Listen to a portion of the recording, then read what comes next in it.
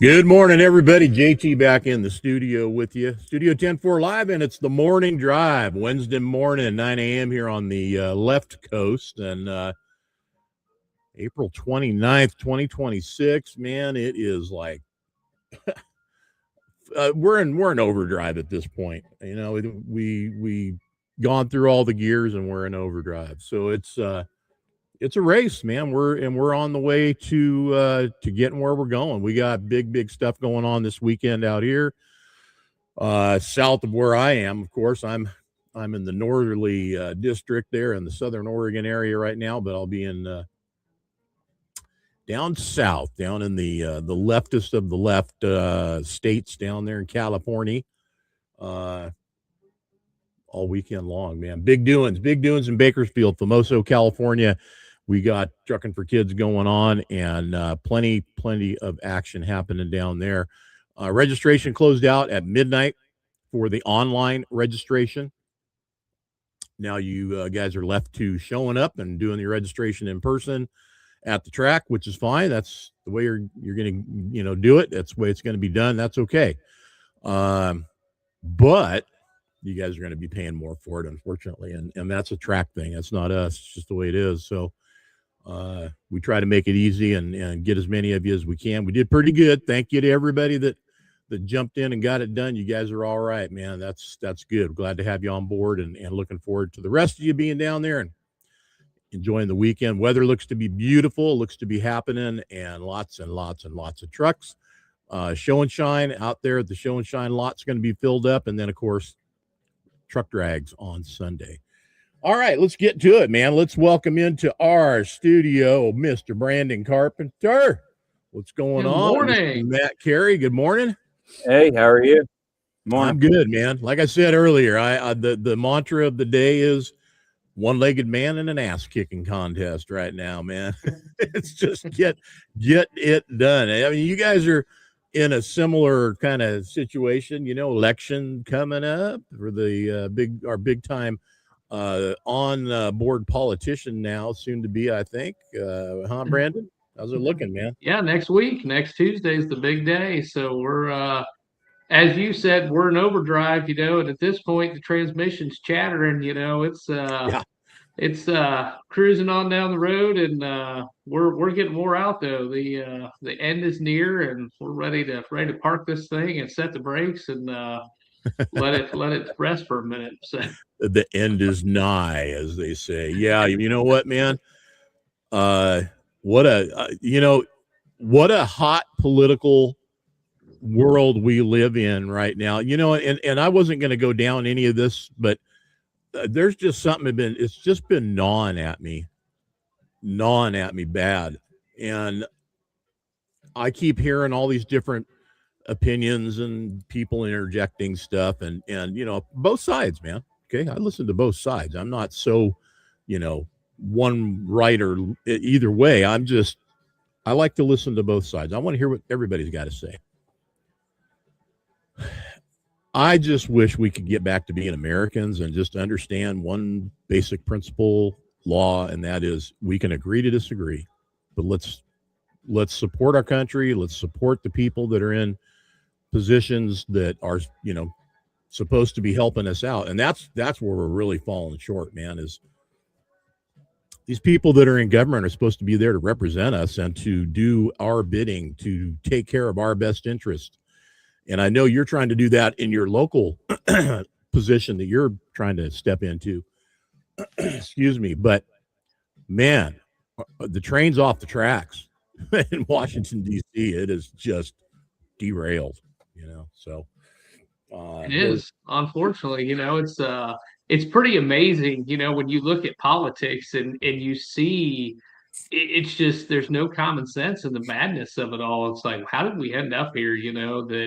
That this ruling class, and I deal with it. I think every small town deals with it, but they almost sit up there on their pedestals and they reign over us like kings to a certain extent, and then when you question them about their decision making, their financial responsibilities, all that stuff, boy, you're a bad person if you bring any kind of negativity or negative light to any types of decisions they've made. It's sad, it's the thing, with these politicians, they make these decisions and then they never want to wear it. They never want to own it, and it's time we start going in a direction. And if you make a decision, you own it, you wear it, and be transparent with the public about why you did it. Well, I think it no matter where or which or what political government entity it is, and I'm 3 words just keep coming up, man. Follow the money. Yep. And when that's done, oh boy, does all hell break loose. And that's what's happened, so we've seen it. It's no joke. It's the reality. People wake up, open your eyes, see what's in front of you. And man, maybe the world will be a better place, but let's get back to being Americans with each other again. Okay. That's my prayer. We become the Americans of one country under God, and whoever that is to you, and respect each other's, faith, but be good countrymen. I think we'd be a lot better off for it. So I'm hoping that happens. Anyway, we are, as I said earlier too, we're just in overdrive trying to get through to the end of this week to start our truck show here in California. Trucking for Kids, 45th annual version of it. Sorry you're not going to be there. I know you got things to do where you're at, but we'll miss you, and we'll miss the bar trailer, which would have been more than welcome. We got to put it on the list for next year. We got to get it on the list. That's got to be a show I attend next year for sure. Yep. I had some people I talked to yesterday that they're where all the shows at and stuff. I will go to our website, 104magazine.com, and look on the calendar. And some of these guys are vendors that I work with, and they're trying to plot out where they're going and what they're doing. And I'm like, well, it's all right there.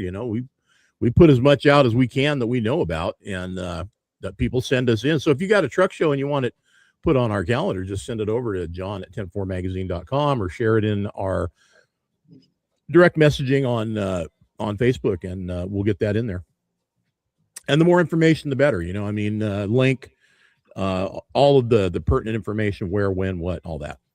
So appreciate it. We'll take care of you on that. But this show is shaping up. Registration closed, like I said, midnight for online registration. Now it's all when you show up, you get registered to get in, and it's just going to do it that way. So we're looking forward to it, man. A lot going on. I think we've got upwards of 50 raffle prizes now that you buy tickets for. Put your ticket in the box in front of which one you want, and try to be the guy that gets their number pulled. I'm still eating artichokes, man, from Monterey when I got some left I got to do tonight, and then if that's if those are not gone tonight, I got to get rid of them. But there's only a few. I mean, I've done a good job. We've had some fun, but that was cool winning the raffle for the artichokes down there in Castroville when we were down there for that show. Speaking of food, something we were talking about earlier, and while we're out on the road these days, what's everybody eating, man? I know what I go for, and I've got spots just, I know when I'm at a certain spot southbound, I'm stopping there and I'm getting some, and that's Popeye's chicken sandwich. Because you can't get Popeyes at all in Oregon. There is none. There's not a single Popeyes in this state. I don't get it, but it's just not here. We got In-N-Out. We got no Popeyes. Where I live, man. Ugh. Anyway. Yeah, do you have KFC at least? You got KFC? That's a good question. I don't know. Wow. Yeah, we got to have. There's Kentucky Fried Chicken in Oregon. Yeah, there's got to be, right? I mean, everybody's got the Colonel. I would think so. I mean, yeah. Jeez. No Popeyes, and right now the fast food industry is another one getting its ass kicked. I mean, it's just there's a lot of change going on in this country overall in how things are. I'll tell you, it's amazing to me because as you know, we were talking earlier. I went to Atlanta 49 this weekend. And what's that? Sorry, there's 49 in Oregon. KFCs. Wow. Thank you, Matt. Is there one in Grants Pass? Is there one in Grants Pass? Thank God for Matt. Yeah. I'll have to look. It's listing them all down through here. Sorry, cut you off. All right, Here. Let me just look give here. me a thumbs up if you find one. Go ahead, Brandon. You're gonna check it out now, John. While you're there, you have to check it out and see if I don't know, the man. KFC chicken's good there. Listen, okay, so growing up, it was KFC. That was pretty much, there was Churches, there was KFC. Yep. Lee's. Did you guys have Lee's famous recipe, man? That's good. No. Was that like as a generally or what? No, just Lee's. Lee's famous recipe. Lee's actually, that's that's an offshoot of KFC. Oh, is it really? You know they were related, right? Yeah, they were related. No, I did not know that. Was it was it Chinese side of the family or was a Lee? No, like, no. Okay, it's like KFC. Yeah, there is one in Grants Pass. Beacon Drive says. Okay. I think I know where that's at. It opens at 10:30 a.m. But it says 280 Northeast Beacon Drive. I think I know where that's at. When growing up, KFC was a different animal than what it is now. It's not the same. Yeah. Okay. It's just not. I will fight to the death on that one. It's not the same. When I was a kid, man, when my dad brought that home as as our dinner, it was like, whoa, yeah, baby. The best mashed potatoes and gravy. The chicken was phenomenal. Everything was just, it was legit, man. I don't know anymore. It's just not the same. So much anymore. Well, that's the problem with all this food, So as I went to Atlanta, and everybody knows I live in the past half the time. So, I'm looking at, what trucking used to be for me. And I actually, on the way down there, I passed a buddy of mine and we got talking. I called him and we were talking back and forth. I said, I'm going to be coming back through here later tonight. If you're going to be in the area, let's stop and have dinner. So we stopped at TA Truck Stop, had a Country Pride restaurant there, Saturday evening, 7:00, dinner time. I'm fully expecting to walk through the door, see a crowd of people in there, hear all the dishes clanging, food getting slung. Dead. Truck stop parking lot full, but there wasn't hardly a soul in there eating, and then I look at the menu, I sit down, I look at the menu, I'm looking at it, I'm like, okay, it's been a couple of years since I've really been to a Country Pride restaurant, but man, pitiful. Just absolutely pitiful. It ain't no wonder that, people are in the condition they're in. They're out there driving these trucks because there's just nothing good to eat. It's all crap food. It's unreal. Is Country Fried, is that a brand? Is that a chain or what is that? I don't know that one. Country Pride. Oh, Country Yeah, so those Pride. were Right. Okay. Yeah. Yep. Okay. So out here on the East Coast, those are pretty common in TA truck stops. Country Pride was kind of a common one. They've kind of gone by the wayside now too. I think a lot of them are going away now. Well, it's like the way of the Flying J, man. The Hook used to have the best buffet around. When I was before I was trucking, I was contracting. I was general. I was building. I had, crews of guys and our favorite time was when the rain would hit and we get rained out. I'd take everybody over to Flying J and buy a buffet, man, and we'd all hang out. And if it was early enough in the morning, we'd get breakfast, right? Yep. And everybody would chow down. Well, the strategy was, okay, that breakfast just got cleared. It's lunchtime, boys. Let's go again. We did. Oh, man. Yeah, no, it was on. And so I don't remember what the name of the restaurants were, but they were in-house at that time at Flying J Country Buffet. So Flying J was the Iron Skillet. There it is. Was that? Yeah. No, that was Petro, wasn't it? That was Petro. Yeah, I guess it was Petro. Yeah. Yeah. So Flying J was something else. I can't remember, but Country Kitchen or something like that. Country Kitchen, maybe that was the name of it, Matt. Yeah. And yeah, it sounds right. It was good stuff. It was good. Daniel, back on track again, but how do you guys eat out there, man? Nowadays, like I said, I've got my spots. I know where I can jump off the highway, get in, get out, and on my way. And I know where to and not to buy fuel. You always know that anyways. You got your places you go to, and the most expensive diesel out there is at the truck stops at this point. It's like, holy, well, how did we get so special?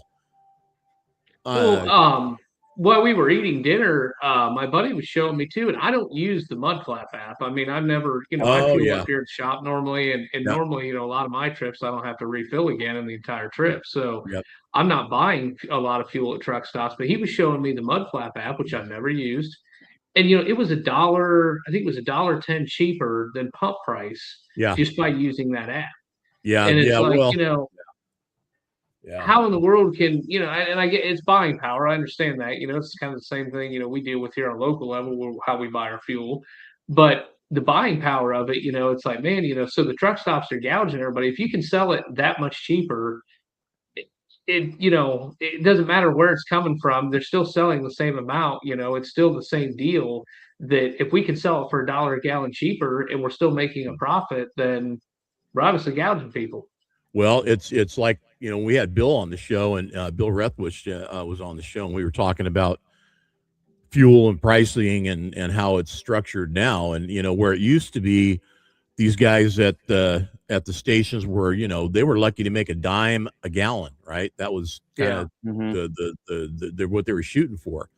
Well, they're way past that now. And obviously there's room to do what they do. Same thing with Love's. The Love's app does the same thing. The advertised price might be, $6 a gallon or whatever, but you use the app and you get the discount. Now, here's the thing, man. I don't know about the Mudflap app, but the Love's app, that only works if you go on the consumer aisle, not on the commercial aisle. Commercial pump is posted price.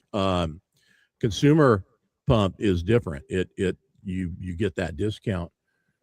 So Dan, let me ask Daniel Van Dyke over here commenting, and I'll put I think we're safe to put the comments on screen and not run anybody over. Yeah, there we go. Good. I used to do the same thing, man. I didn't microwave anything, but I had everything in a cooler. So I had stuff I could snack on all day when I was trucking. This was back in the day. So, it was one of those electric plug-in ones too, so it worked really, really good, and kept food fresh, and it was a good deal. But nowadays, everybody's got to have a different way of doing it. The microwave, man, microwaves kill your food, though, is the issue. So you might be getting the sensation of being full or something to snack on, but is it doing your body any good? And that's where the microwave kind of loses me. I didn't use one for years. Now I have one. I'm not using it all the time. I use it a little bit just to heat stuff up. But that's it. So I don't know. What about you guys? You guys microwaves, prepping food, Daniel, you're prepping your stuff and doing what you do. I mean, Matt, you travel. What are you doing? Yeah. So we went to Georgia not too long ago. We went to Georgia and we went to North Carolina, and that's what we did. We pretty much took our own stuff. We had a cooler, hooked stuff up. We would stop at truck stops. We would sit right in the parking lot and eat. We went in and tried to eat like a Wendy's and stuff like that. It was nasty. So we had a lot of that stuff. Just kind of did our own food. We would stop at the grocery store, buy stuff and have stuff, and just did it that way. It was just a lot easier for us at that point. I think there's a lot of strikes against the providers out there at this point. I think it's just the word's out, man. I think this is a post-COVID thing, don't you guys? Yeah. It seems that it's changed, post-COVID. The other thing is too, is it's like people aren't as sociable anymore, that it's also kind of turned to what's that? Yeah, wait a minute. Let me get my phone. What? Right. Yeah. Well, sorry, I wasn't paying attention. What? Yeah. Right. Yeah. I also want to add too. You just ruined my afternoon plan because I was going to go microwave my lunch, but now I'm like, I'm second guessing. Well, it's a fact that the microwave has an effect on the food, and when you cook food in a microwave, it kills stuff. Yeah. I've got a toaster oven. We do a lot of air frying. Yeah, air frying, toaster oven. That's good stuff. There you go. Yeah. Yeah. I love the air fryer. Back on the KFC thing real quick, I did want to mention, if you've never been to it, the first KFC is kind of cool. It's in Corbin, Kentucky. I went there years and years ago. It's kind of neat to see. It's got a little museum and stuff in it. So If you understood like The old where Colonel. KFC actually came from. Yep. So No, when we're in Louisville, I think we drive by that. It's near Louisville, isn't it? Is that the one? No, it's south. It's Oh, it's south. south? No. Okay. Yeah, it's No, way it's- further south. it's Yeah, you're it's a a little middle ways bum away. fuck nowhere. There's Yeah, Corbin, some big Kentucky. There's KFC nothing in around. Louisville though that I think we drive by, and I always thought like, well, that must be the one or something, but maybe it's just a extremely large And KFC. interestingly enough, too, for those of you out there who are still trying to figure out your place in life, wasn't Colonel Sanders like I want to say wasn't he in his 70s when he finally started KFC? Like he was pretty much broke. Like I think he was. Yeah. So he owned a gas. So there was a gas station. He just was he was Yeah. selling chicken at a gas station in the in the 30s of all time. During the Depression. So that was in Corbin, Kentucky. Yeah, 30, 37 ish. Yeah, right around there. So There you go. Yeah, I think he was in his Yep. 70s before it really took off though, and like he had spent a crap ton of money and was kind of broke at that time, but all of a sudden it worked out for him. You know what? The other guy that did that was the guy that found that the guy that discovered McDonald's, not the guy not the brothers that created it, but the guy that discovered Kroc. Ray, yeah. Right. If you haven't seen that guy's story, it's on Netflix still, I think. And what are the deal or something? What's the name of the thing? I can't remember. Anyway, you can talk about the art. He does the art of the deal, or no, that's not it.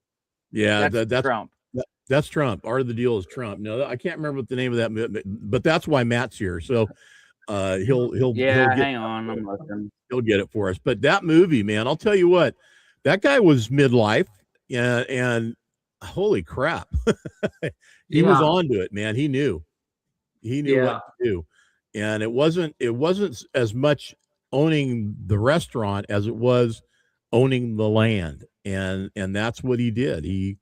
He owned the land and leased it back to the franchisees, and they owned the restaurant and they did their thing, and he owned that. I mean, the guy just nailed the whole thing on every which way, right? It kind of sounds like our government right now with property taxes being so high, They tell us, man. Yeah, no, you're probably onto something there too. Anyway, back to the whole food thing though.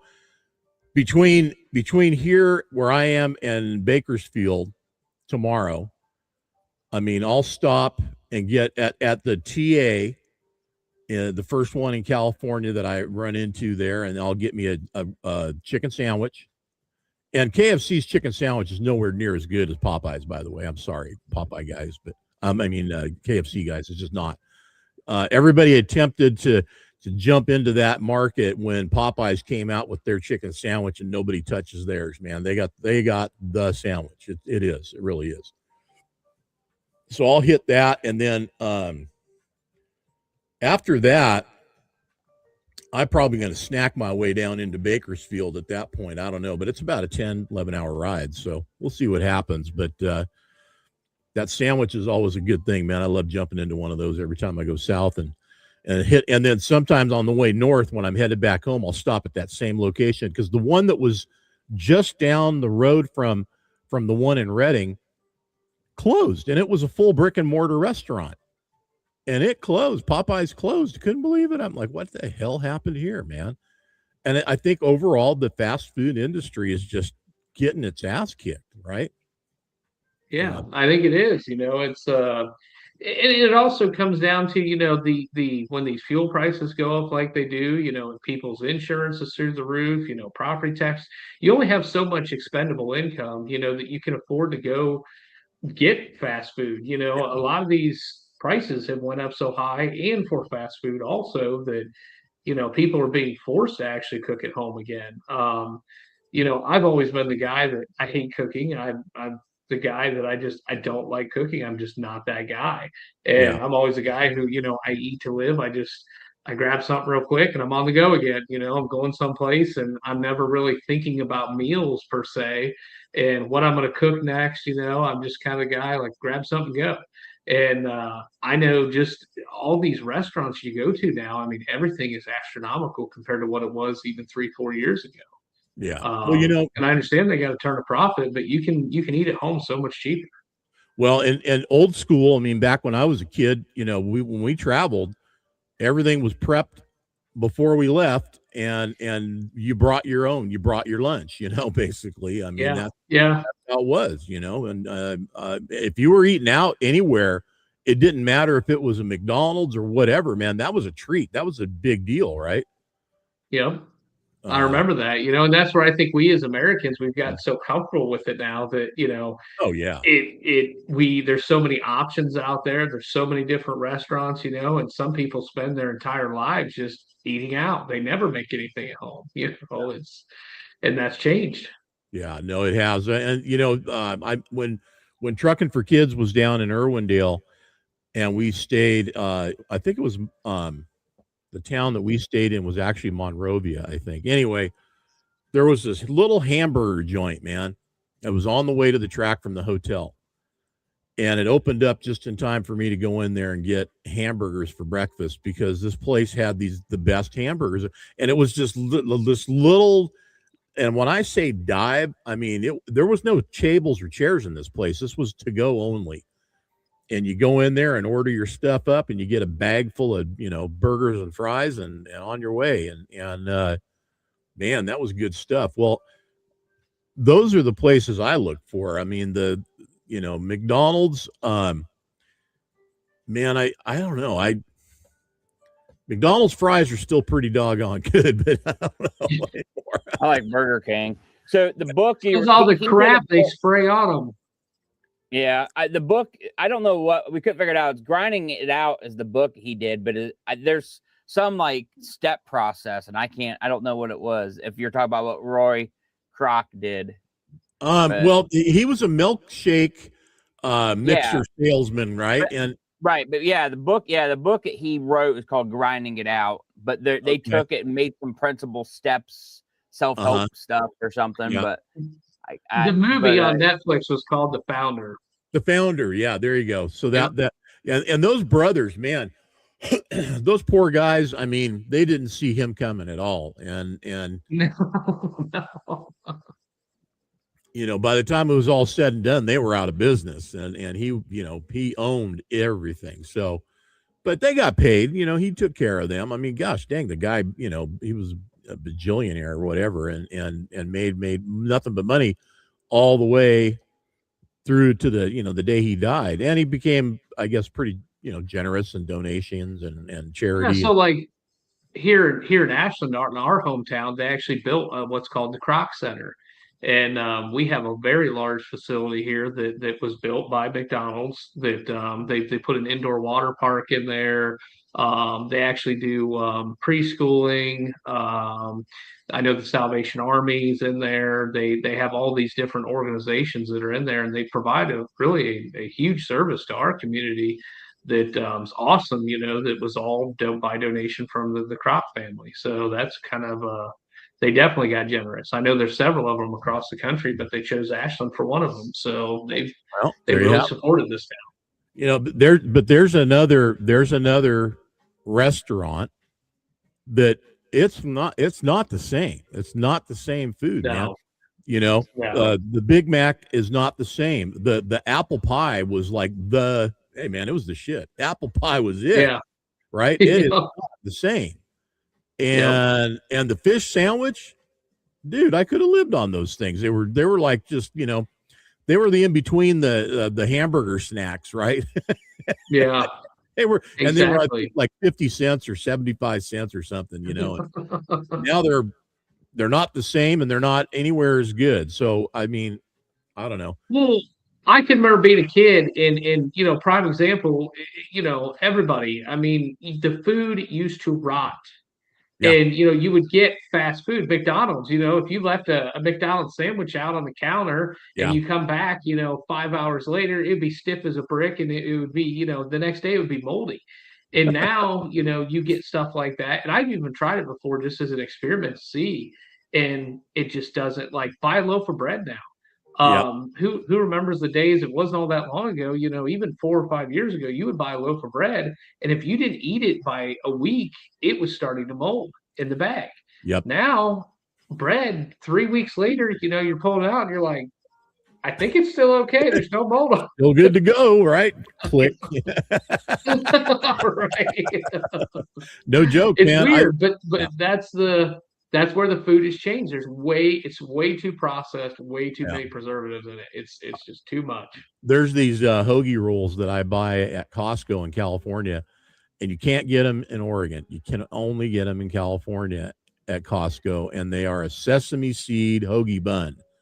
And they come in a package of like, I don't know, 12 or 16 in a bag, which is way more than I need. But I just put them in the fridge, but I've got some sitting out there on the counter right now. And I know this from just what you said, the experiment, I can leave them out there for quite a while before they're going to do anything that prevents me from eating them. But I put them in the fridge, they'll last forever.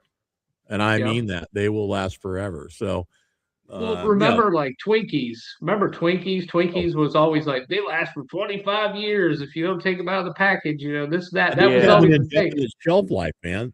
Now look at some of this food. Some of this food is right up there with Twinkies, and it's like you could leave it set for 25 years in an environment that it's going to be fine in, and I wouldn't be afraid to pull it out of the package and eat it because it's got so much preservatives in it. It's just crazy.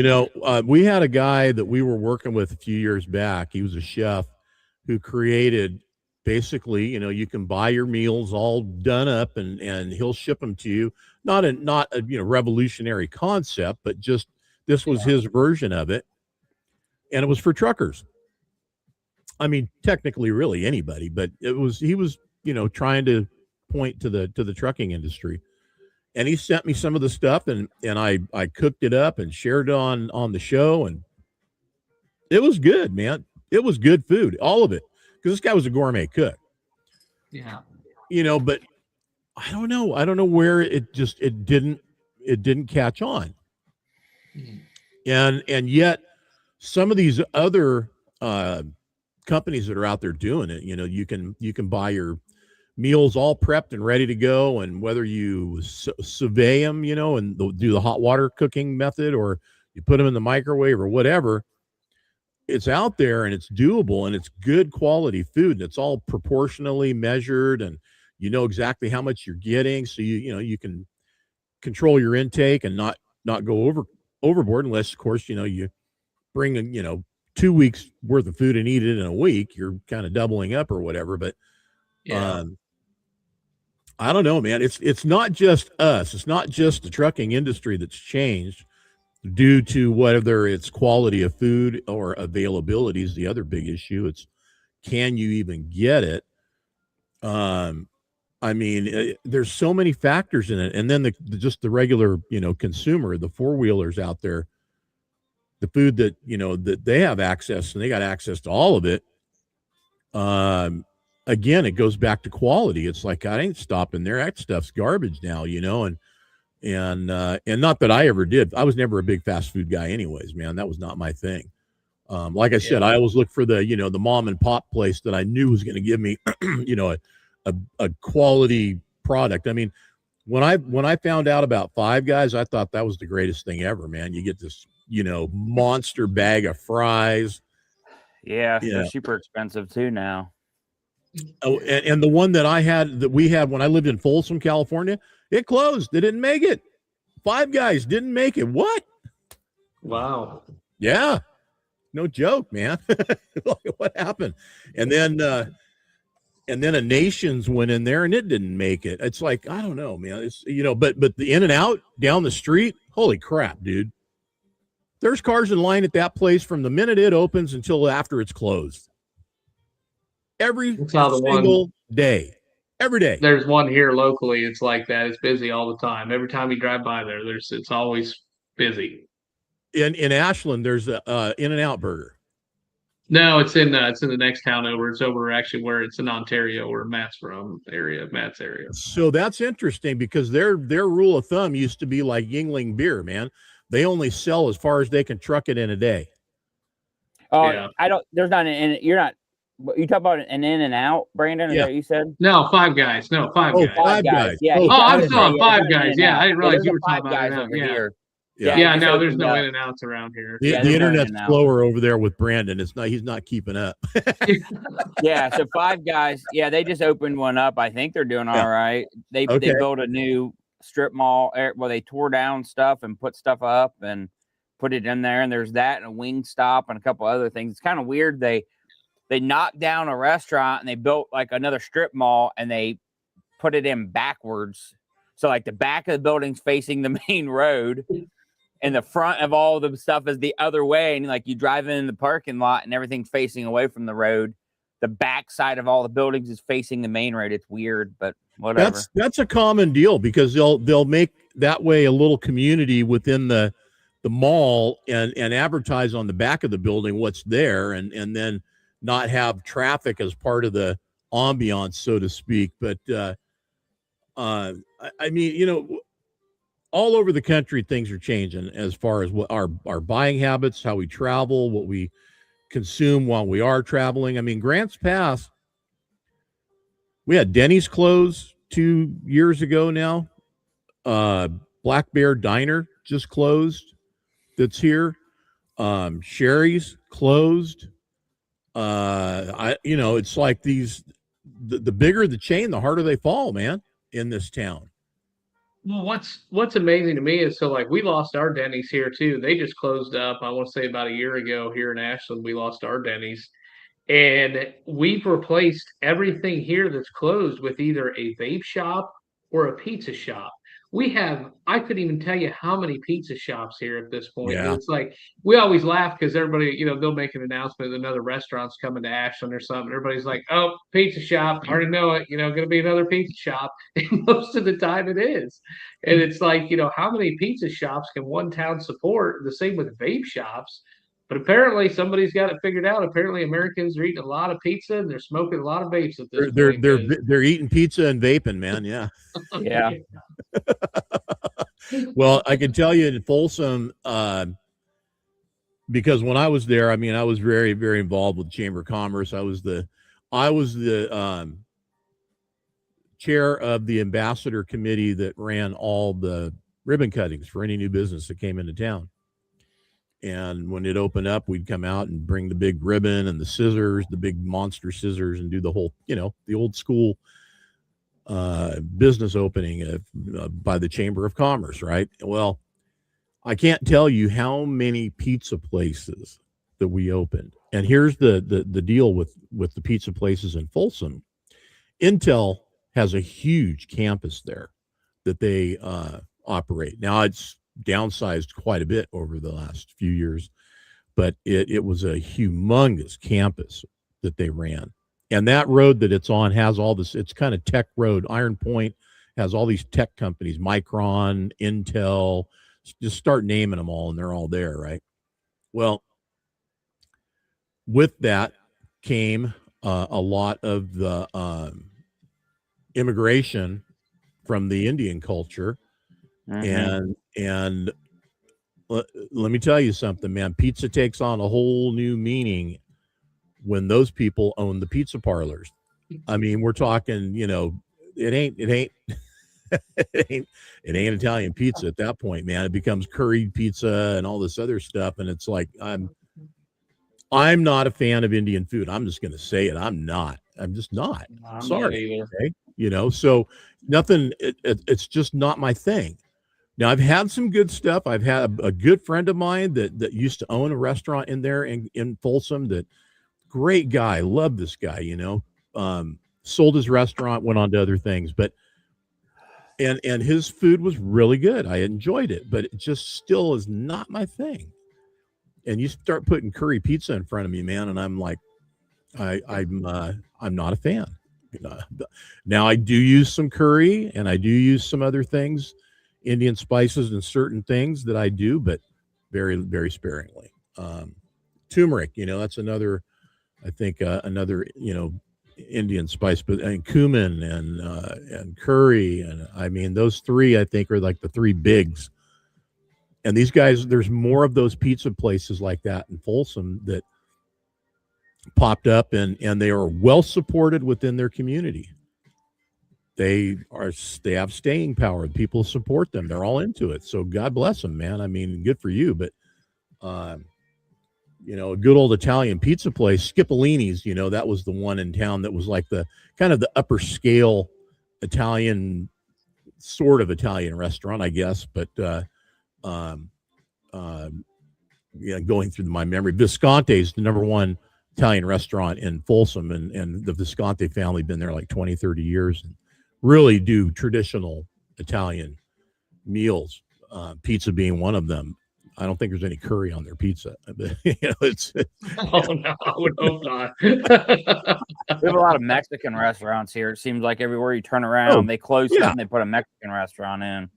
Oh you guys have any Adalbertos? You ever heard of those? No, these are all like their own thing. They're not. El Campo. A lot of them are L. They all start out L something. Yeah, El Campo, El Mexican restaurant 1, 2, 3, 4, 5. 6, Yeah, 7. yeah, right. I don't know. Right. Well, there and down in California, at least in the Sacramento region, there's all these restaurants called Adalbertos or Aldanbertos. I mean, they're all like a little variation of that Danberto thing. And they're all the same guys, right? You know, whether it's, you know, long distant cousins or whatever, I don't know. But those restaurants are another one of those that you go, oh yeah, I know those guys. And I know if I go in there, I'm going to get more than I can fricking eat. There's going to be the huge, you know, monster fricking burrito as big as a car and feed a family of 5, right? You know, with one burrito. You just slice it right. That's what I always laugh, you know, about going to those places. It's like you walk out of there and it's like, you know, you've got lunch and dinner for the entire next day because there's so much food. It's like, how is any one person going to eat a burrito that big? You know? Well, and you know what, man, I'll tell you, that's something else. Like, I don't know if guys are out there still doing it or not, but you know, I mean, the old stories, guys used to, you know, throw their lunch on the engine while they were, you know, paving out there and warm up their burritos. I mean, the burritos were like a staple out there in the dump truck world where I was at. You know, everybody had a freaking burrito for lunch, you know, depending on where you stopped at or who your wife was or whatever. You know, maybe she was the one making them at home, but everybody had these freaking burritos. There was a place in Stockton we used to stop at, and it was on the way to the pit and the quarry, whatever you want to call it. And it was another one of them little dives. This place had tables and chairs in it though, man. But they did a chili relleno burrito. Do you like chili relleno? Either of you guys like chili relleno? You know what it is? No. Okay, no. So it's chili rellenos. You take the big, I think they're poblano peppers, the big ones, and you stuff them with cheese, and then you cover them in sauce and put more cheese or whatever on. I don't know how the hell they're made, but let me tell you, man, if you ever have the opportunity to get chili relleno, give it a shot. But they would make a burrito with chili relleno, and they put 2 of those peppers. Usually one's a meal, 1 pepper, and they would do 2 peppers in a burrito. So this thing, you know, and let me tell you, talk about sloppy. I mean, bring a bowl to eat the thing in, but this place was one of the, and it was, I don't know, $5 maybe for the burrito or something, you know, back in the day. But those kinds of quality, it's so hard for a guy on the road every day, and he's traveling out there on the highways through, you know, how many states in a day to find those places. It's impossible, man. You rely on Flying J, TA, Petro, whatever, you know, fuel place that you're going to go to that's going to have a restaurant attached to it. Nowadays, a lot of those, though, like the Petros and TAs, I've noticed are having something either around it or in it.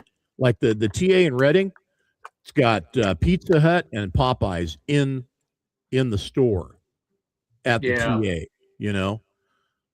And so like a lot of them are that way here, you know, like we have like the one up in Seville, it's got Burger King, and it's got Popeyes, and then it also has an IHOP. But that's the sad part, you know, is they're all going to these chain restaurants that they no longer own, you know, that now TA is no longer, you know, really participating in the restaurant world. They're outsourcing it to somebody else, you know, right. I just feel like everywhere you go, it's all the same food, it's all the same crap basically, and there's no options anymore. It's like salad bars gone. That was always the great thing. Buffets and salad bars are becoming a thing of the past. You don't Oh hardly yeah, ever see that. that's a definite post-COVID thing. That's Yep. absolutely post-COVID. Flying Jade, the Country Kitchen, I think we figured out was probably what it was called. Those are gone. They're either leased out now to a Denny's, or they have something else in there, or nothing at all, man. And Yeah. the old days of sitting down and having a meal, and the waitress comes up and says, "What can I get you, honey?"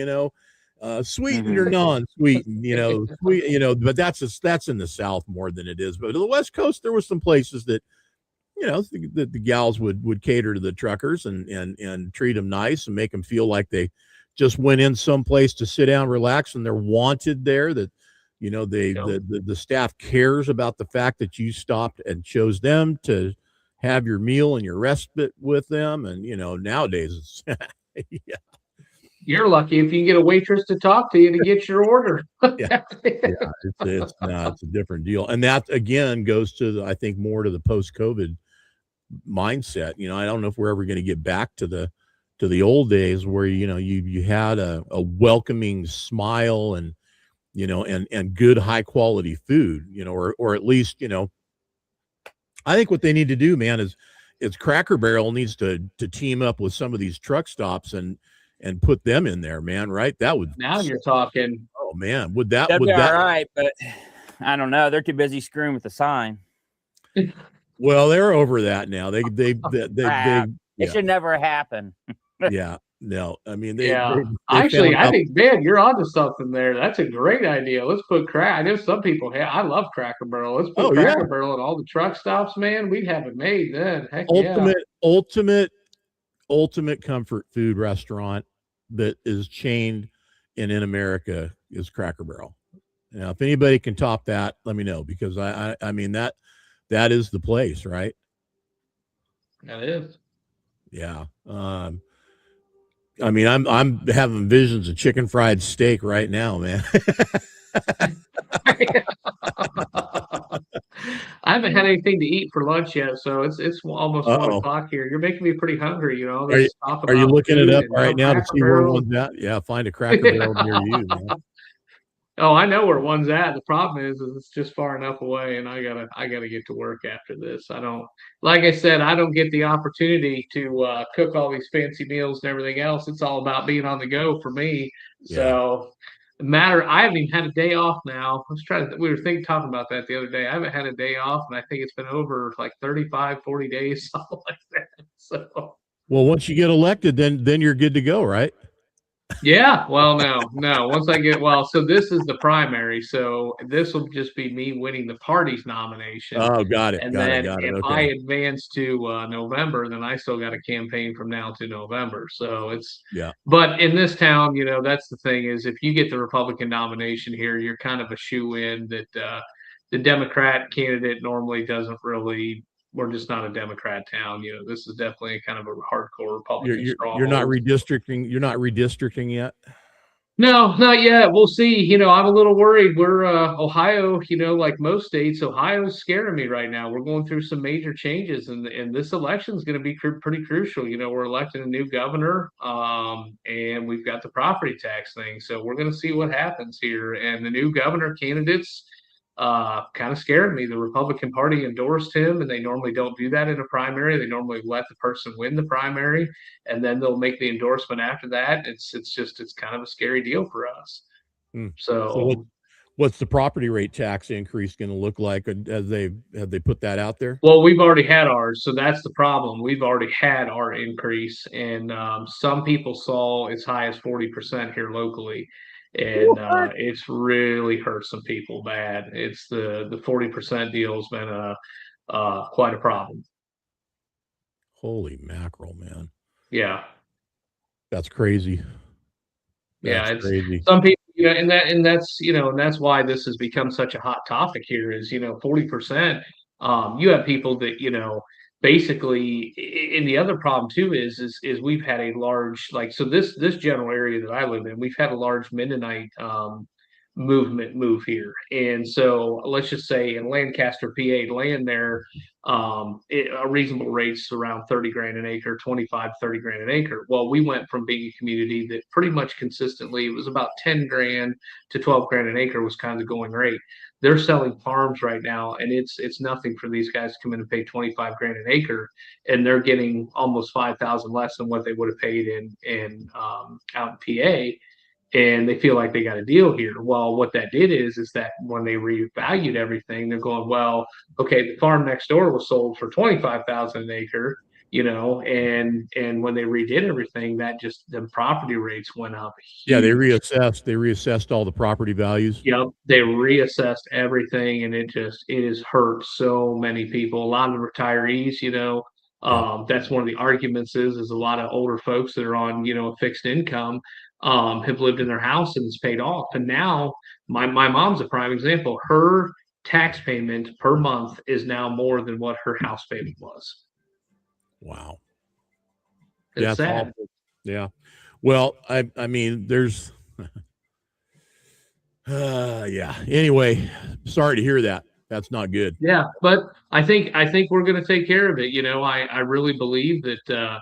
And the problem is Ohio legislature, they have basically avoided this issue for a long time, and now it's sitting at their doorstep, and the public wants something done about it. The public has made it very clear, and they've tried to do some things to ease the burden, but it's a little too late. And I think we're going to see this issue come up on our ballot in November. Here Tuesday we'll kind of find that out, but I think we're going to see this on the ballot in November. And when we do, I think it's going to kind of I think we're gonna abolish property taxes here in Ohio. So in Ohio, the way it's set up, they assess your property off of 35% of your overall value of your property. So whatever your property is valued at, they take that 35%, and that's how they figure it out. Like he's talking about is they're wanting to get rid of the property taxes. Some of the issues, it goes back and forth. I'm all about it. I get it. The problem that you have is, so in Ohio, certain governing entities can only raise taxes certain ways. So a city or a village can do, you've got sales tax, you've got income tax. Townships in Ohio who do a lot of the fire protection, things like that, they're ran by township government. They can only run off of property taxes. So the problem that you have is people think, well, if we abolish property taxes, they'll just figure out some other way to do it. It's not in the Ohio Constitution. It's not in the Ohio law. So the problem is, like Brandon said, no one's looking at it, but it would take years to do that. And here's the real problem. I'm just going to say it. That's the thing in the room. That what's killed Ohio property taxes is the schools. I'm sorry. So when you look at our property taxes, and this goes all over the state, it doesn't almost matter where you're at. 57% of your property taxes or more are the schools. Yeah. And that's bad. That's bad. When you've got the schools taking 57% of your taxes, the county's taking 14, and the township for their services 11, it's way off canter. That's all out of whack. Yeah. Yeah. And that's the problem. And, I'll just say at the local school here, they couldn't answer to me. They've got 2,000, there's 2,000 students there. So why, 2,000 kids and you're 57% of my property taxes? Yeah. We got a fire department that's covering thousands and thousands of people.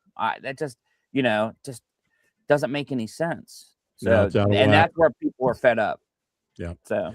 And we talk, me and Matt have talked about this. One of the big issues too is we've went from our communities being like, for example, our fire departments, you have maybe a smaller volunteer station would have to get a hand-me-down truck from the main station in town and use maybe a truck that's 10, 15 years old or so. Well, now everybody wants a brand new engine. Everybody wants a brand new, we have to have the best of the best. And our communities, we have people here that can't afford new vehicles. So, we're having all these things where our government entities are taking so much money from us, and they have to have the best of the best rather than going, okay, well, we only maybe, like, for example, I think our fire department, we ran 100, maybe 60 fire calls. I think the last year I was there. So if we ran 160 calls, how can we justify having a $1 million fire truck that's only going to be in service for so many years? It's only going to provide an X amount of call numbers that you just can't justify it, but they're doing it. And that's the problem too, is in the second that you bring it up and say, well, I support property abolishment, property tax abolishment, they automatically go to, well, you don't support the fire department, you don't support this. No, I do support the fire department, but what I support is reasonable common sense spending. That's what I support. And so many of these government agencies, they're living outside their means. And that's the problem. And the people are fed up with it. I think the expectation has just been there for so long, and that this is how it's done. This is how we're going to do it. Just like what we're talking about the whole show, I mean, everybody just, takes it for granted that all these places where we used to get good food and be able to stop and while we're traveling, or whether it's, us traveling for work, or we're out there with our families, just traveling, whatever we're doing, they're not there anymore. Choices have changed. The strategy has changed. Things have changed a lot in this country as to how we do things. And some of it definitely probably had to be done for the right reasons, and others just, maybe it shouldn't have been that way in the first place, and that's the other thing, is that, the expectation that was there all that time, well, it doesn't necessarily mean it was correct. It's the way it was done for that reason at that time, and they thought it was a good choice. And maybe you really, after a while, had to reevaluate that and go, yeah, that's not such a good choice. We need to figure out how to make this work and do a little better job of it. And looking at how your county or city and all that's ran is a big deal. Hey, Matt, if you got to take it, man, and go. Yeah, I was going to mention, hey, guys, I'm going to, my wife, I had muted myself. So we have a pregnant cow down in the field, and my son and wife are out there, and they just asked me to come get the skid steer. So it's down, and we can't get it. They can't get it up. So he's got a rope wrapped around it. And I retired, and now I guess I'm a farmer. I didn't want to be a farmer, but I am. So, all right, guys. Hey, I appreciate it. Thank you. I'll catch up with you soon. I'll see you in a few hours, Matt. Yeah. All right. Bye. That's life, man. You wear many hats, right? Yeah. Well, it's funny, actually, when I get off the show here, I got to call Bob Vogel. He's tried calling me twice. So, all right. I'm sure say howdy to Bob for me. Listen, everybody, too, want to get this out before we bail. We're not going to have morning drive next week. Everybody's going to be off in different directions, so we're not going to be here on Wednesday morning. We'll be back the following week. Until then, this will have to hold you over. Appreciate everybody tuning in. You guys watching on the playback, we appreciate you. Appreciate all the support we get out there. This show this morning, honestly, didn't even know if I was going to be able to pull it off, just because we got so much going on with everything with Trucking for Kids and trying to get that all wrapped up and taken care of. But hopefully we'll be seeing some of you out there. Bakersfield, Famoso Raceway, Friday, Saturday, Sunday. So Friday's our load-in day, so is Saturday. Sunday's the main day of event, racing and everything that'll be going on. But thanks, guys. Appreciate y'all. Brandon, have yourself a good rest of your week, and good luck to you on the election next week. Thank you. Appreciate it. All right. Listen, everybody, we'll be back in a couple of weeks. Until then, take it easy. Keep the shiny side up. We'll see ya.